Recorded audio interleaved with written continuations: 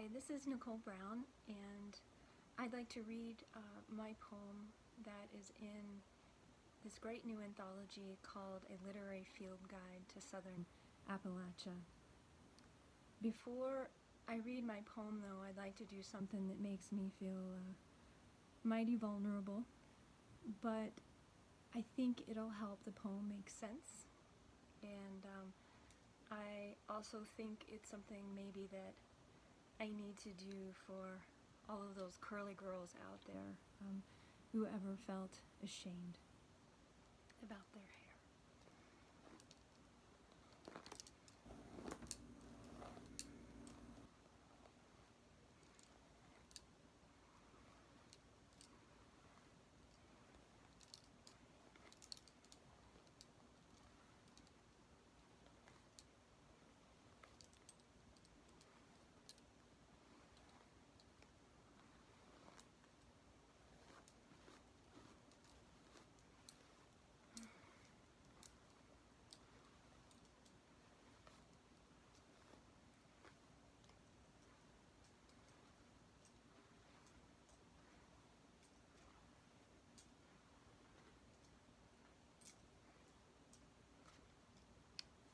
So the poem is called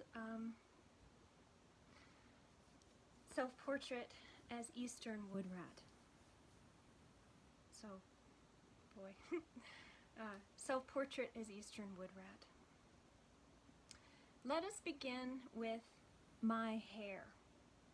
That frizzy, God-forsaken mess sprung like Velcro from my head at 13.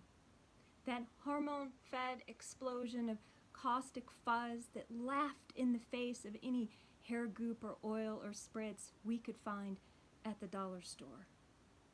It was a middle school tease, a homeroom landing pad for paper planes and spit wads, half-chewed gum and gummy bears, a regular sport at my school with one goal in mind, to make the redneck girl in her high-water jeans cry.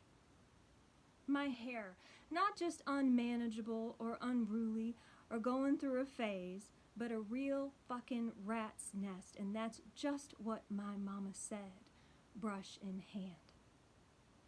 This, friends, is where the learning begins, because what I didn't know was only one rat builds that kind of miracle nest.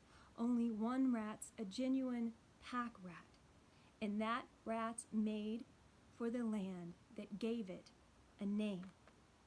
You see, I was wrong. I thought a rat was a rat was a rat. But I should have known better than to call similar beings all by one name, to hate them all the same.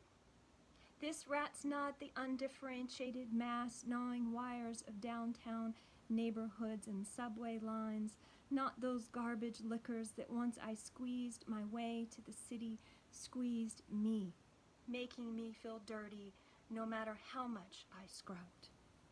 No, this rat's a real forest nibbler, wearing its ever-growing teeth down on ground-fall pecans, happy for just what the seasons bring. And here's what I can't let go. Despite the talk of rats taking over what we call our world, this rat, forgive us, is nearly extinct. It's our fault.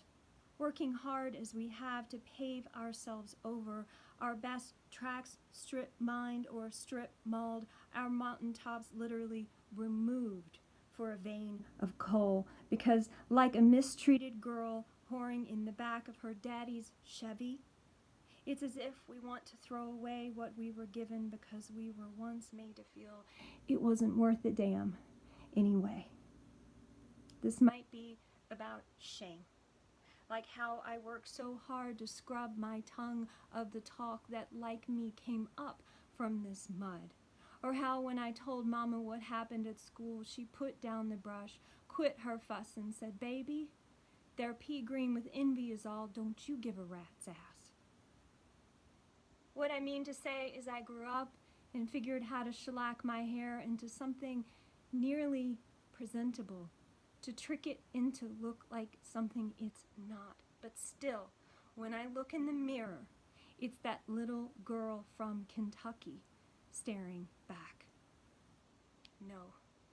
What I mean is there's this kind of rat who works on a single nest all its life and lives in that one place till it dies, just as I can't seem to quit and leave this place behind. No, that's not quite right. No, let me say this plain. What I mean is I once thought myself white trash, that rat of all rats. But now I know I was only listening to the trash I was told, because a close look at the eastern wood rat reveals a creature maybe destructive and more than a little hungry, but meant to be here and still holding on, making a high holy mess of sticks and branches, broken glass and dried shit, crow feathers and rusted cans, wood screws and napkins and candy wrappers, forgotten flannels and cassettes, Barbie limbs and lost gloves, shreds of anything, just anything it can find to survive. All things sacred and profane, to keep safe and warm in a place it can call home.